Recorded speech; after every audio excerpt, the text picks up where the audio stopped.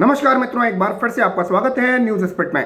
इस वक्त की जो खबर आ रही है वो खबर है विजय माल्या को लेकर। जी हां, 64 साल का भगोड़ा कारोबारी, शराब कारोबारी। आपको बता दूं कि विजय माल्या को अब घसीट कर भारत लाया जाएगा और मोदी सरकार की चाल में विजय माल्या फंस चुका है। इसे मोदी सरकार के लिए एक बड़ी कामयाबी माना जा रहा है। तो मित्रों, कमेंट में नमो नमो जरूर लिखें। साथ ही साथ पूरी खबर मैं आपको बताऊंगा। तो फिलहाल आपको बता दूं कि ब्रिटेन के उच्च न्यायालय में विजय माल्या की अर्जी खारिज हो गई है। उसने सुप्रीम कोर्ट में आवेदन का हक भी अब खो दिया है और वो सुप्रीम कोर्ट में, ब्रिटेन के सुप्रीम कोर्ट में अब अर्जी दायर नहीं कर सकता है। माना यह जा रहा है कि अगले 28 दिनों में विजय माल्या को भारत सौंपा जा सकता है। माना जा रहा है कि विजय माल्या के पास अब कोई कानूनी रास्ता नहीं बचा है और विजय माल्या को अब भारत आना ही होगा। दरअसल ब्रिटेन के गृह सचिव को माल्या के प्रत्यर्पण के कागज पर 28 दिन में हस्ताक्षर करने होंगे और इसके बाद ब्रिटेन का गृह विभाग भारत के अफसरों के साथ माल्या के प्रत्यर्पण के बारे में समन्वय करेगा, यानी बातचीत होगी दोनों के बीच में। और आपको बता दूं कि इससे पहले ब्रिटेन के हाई कोर्ट ने पिछले महीने विजय माल्या की प्रत्यर्पण के खिलाफ दायर याचिका को खारिज कर दिया था और अब ब्रिटेन के सुप्रीम कोर्ट ने भी इस याचिका को खारिज कर दिया है। आपको बता दूं कि विजय माल्या पर तकरीबन 9,000 करोड़ रुपए की बैंक धोखाधड़ी का आरोप है और माल्या को भारत में भगोड़ा घोषित भी किया जा चुका है। उसको भारत की एजेंसियां काफी वक्त से तलाश कर रही हैं और इस वक्त विजय माल्या लंदन में है। इस महीने की शुरुआत में शराब कारोबारी ने ब्रिटिश सुप्रीम कोर्ट में भारत में प्रत्यर्पण के आदेश के खिलाफ अपील दायर भी की थी और वो भी खारिज हो गई थी। इससे पहले आपको बता दूं कि लंदन हाई कोर्ट में उसकी याचिका खारिज हो गई थी और लंदन की एक अदालत ने लोन न चुकाने और मनी लॉन्ड्रिंग के आरोप में विजय माल्या को भारत प्रत्यर्पित करने का आदेश सुनाया था।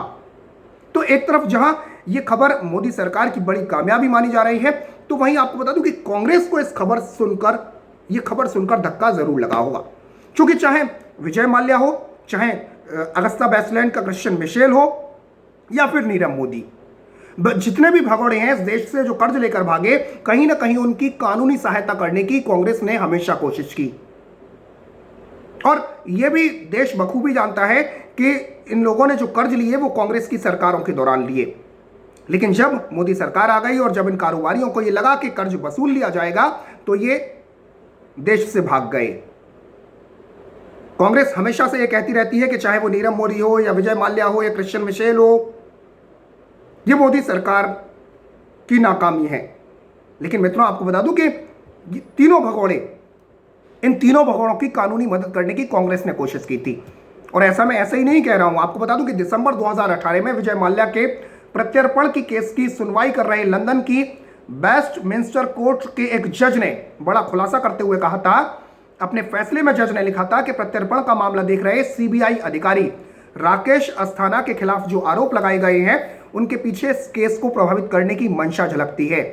याद आ गया होगा आपको, सीबीआई के अधिकारी थे राकेश अस्थाना, और आपको बता दूं कि राकेश अस्थाना के खिलाफ कांग्रेस पार्टी ने ही आरोप लगाए थे। माना जाता है कि सीबीआई में उस दौर में मचा सारा हंगामा विजय माल्या के लिए ही था। राकेश अस्थाना पर आरोप लगाने के पीछे मंशा यही थी कि उन्हें दागी अफसर साबित किया जा सके। माल्या के वकीलों ने यह बात कोर्ट में रखी भी थी ताकि जांच अधिकारी की विश्वसनीयता को ही खत्म कर दिया जाए। इतना ही नहीं, 2017 में विजय माल्या ने सीबीआई की विश्वसनीयता पर सवाल उठाने के लिए लंदन यूनिवर्सिटी के school of oriental and African studies के प्रोफेसर लॉरेंस सेंज को कोर्ट में खड़ा किया था। और आपको बता दूं कि लॉरेंस सेंज दिल्ली में कांग्रेस पार्टी के एक बड़े नेता का बेहद करीबी बताया जाता है। क्रिश्चियन मिशेल की बात कर लूं तो कांग्रेस पार्टी ये कह रही थी कि क्रिश्चियन मिशेल को मोदी सरकार ने भगा दिया। लेकिन जब अगस्ता वेस्टलैंड हेलीकॉप्टर सौदे में बिचौलिया की भूमिका निभाने वाले क्रिश्चियन मिशेल को जब दुबई से प्रत्यर्पण करके भारत लाया गया, तो कांग्रेस को सांप सूंघ गया था। कोर्ट में उसका बचाव करने के लिए जो वकील पहुंचा था वो कांग्रेस पार्टी के ही लीगल सेल का प्रमुख था, ए.के. जोसेफ।